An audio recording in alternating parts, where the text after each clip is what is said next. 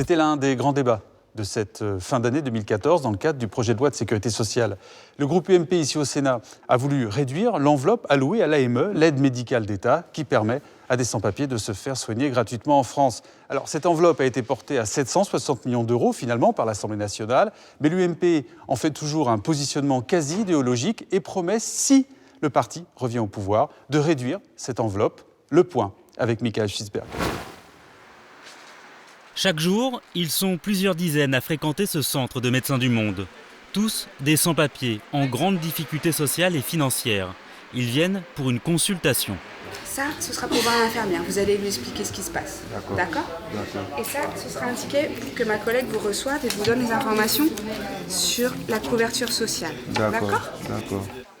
La couverture sociale, c'est l'aide médicale d'État, l'AME. Un dispositif gratuit ouvert aux personnes en situation irrégulière, sous condition, une présence d'au moins 3 mois sur le sol français et un revenu inférieur à 720 € par mois. Une aide indispensable selon Médecins du Monde.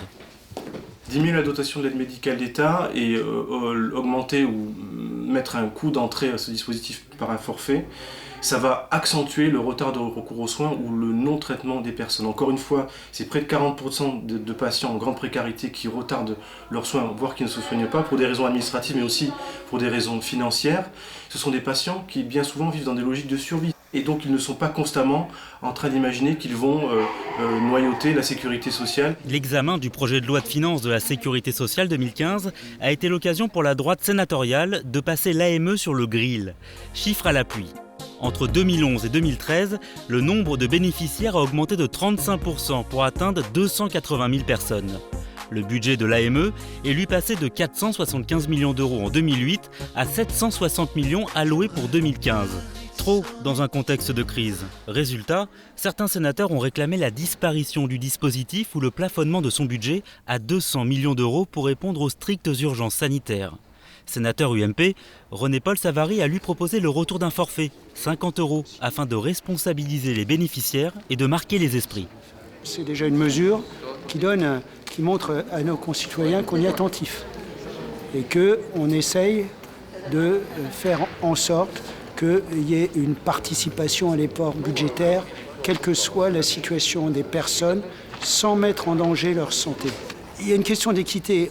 On ne peut pas penser que le budget consacré à soigner ces personnes qui sont en situation irrégulière augmente de façon beaucoup plus importante que le budget de la sécurité sociale qui est limité, de par les lois de finances, à 2% pour les citoyens de France ou les étrangers en situation régulière.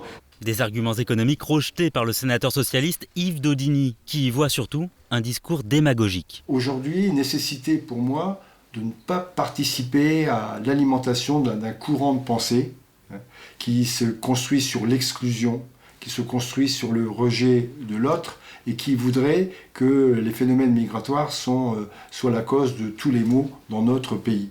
Au final, l'aide médicale d'État est sortie renforcée de l'examen du projet de loi de sécurité sociale 2015. Mais si la droite revient au pouvoir, l'AME verra sans doute ses moyens revus à la baisse.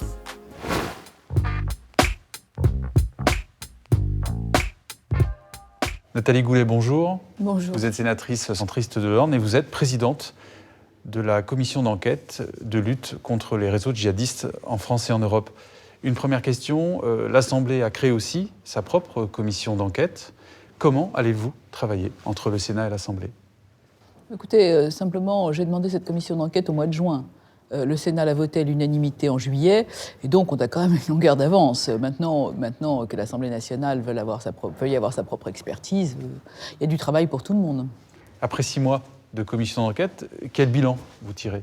Le bilan, c'est qu'on a beaucoup de difficultés à dresser un profil du djihadiste.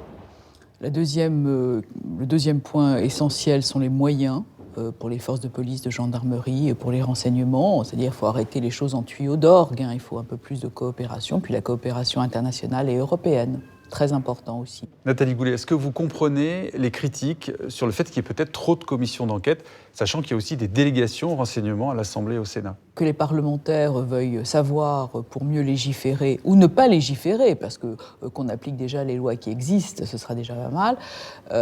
Moi, je conçois que le besoin d'information soit complet, à condition que ce ne soit pas, évidemment, de la récupération politique. Est-ce que vous avez accéléré le nombre d'auditions à huis clos ou le nombre de déplacements sur le terrain? Non, parce que les mêmes causes produisent les mêmes effets. Quand vous avez des services débordés, quand vous avez des services asphyxiés, vous changez vos priorités. Mera, un beau jour, n'est plus devenu une priorité, on l'a lâché. Les frères Kouachi, à un moment donné, sont plus devenus une priorité, on les a lâchés, et donc il s'est passé ce qui s'est passé. Donc si vous laissez à chaque fois le même type de mécanisme et de failles, non pas à cause des services qui sont remarquables, mais simplement par le fait qu'ils sont asphyxiés, et donc on a besoin, ça justifie vraiment la demande de moyens nouveaux pour nos services. Les premières annonces de François Hollande et Manuel Valls, notamment en termes de moyens pour l'armée, la police, le renseignement, est-ce que pour vous, ça va dans le bon sens? Mais bien sûr, d'autant qu'ici, on a essayé de sacraliser la loi de programmation militaire. Vous savez que le Sénat n'a pas voté le budget du ministère de la Défense pour donner un signal fort d'arrêter cette dégradation, l'armée étant toujours, et le budget de la défense étant toujours la variable d'ajustement des budgets, il faut que ça s'arrête. Là, on est à l'os. Hein. Nathalie Goulet, merci d'avoir répondu à ces quelques questions, et on suivra évidemment les travaux de votre commission. En attendant, un sujet qui a fait consensus ici au Sénat en fin d'année et à l'Assemblée, dans les jours qui ont suivi, c'est tout simplement l'indemnisation des mineurs grévistes de 1948 et 1952. C'est assez rare que la République reconnaisse un préjudice. Rappel de cette histoire insolite avec Sylvain Pierron.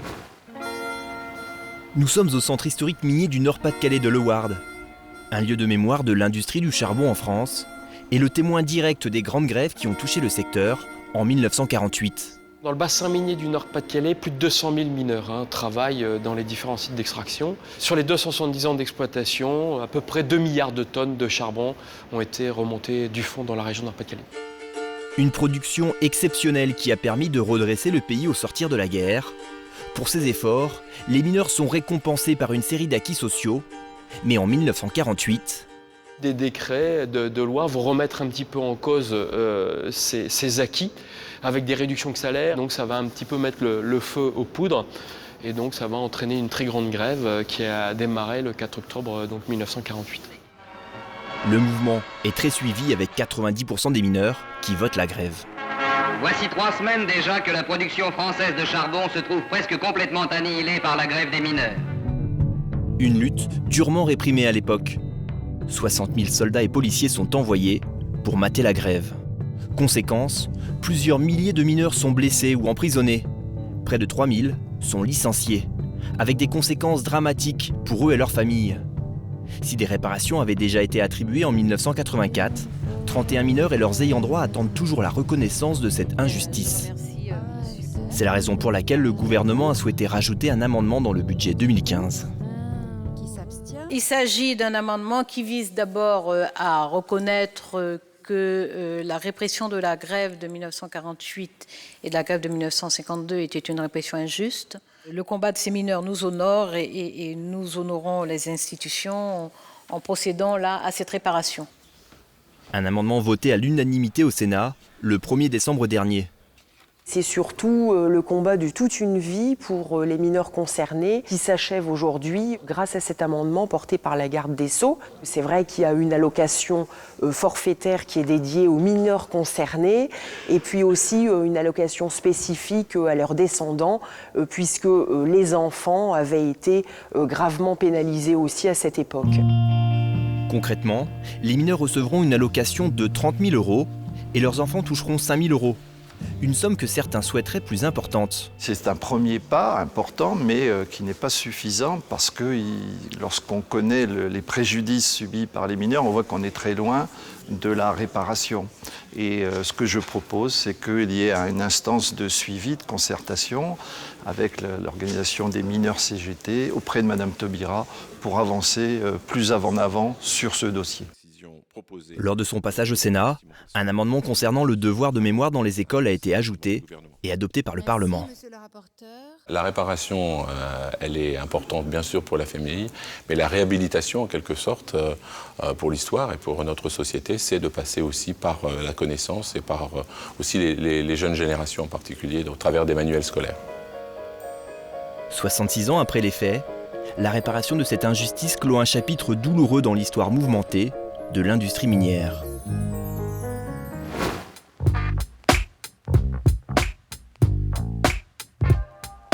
On arrive à la fin de ce magazine. Merci de l'avoir suivi.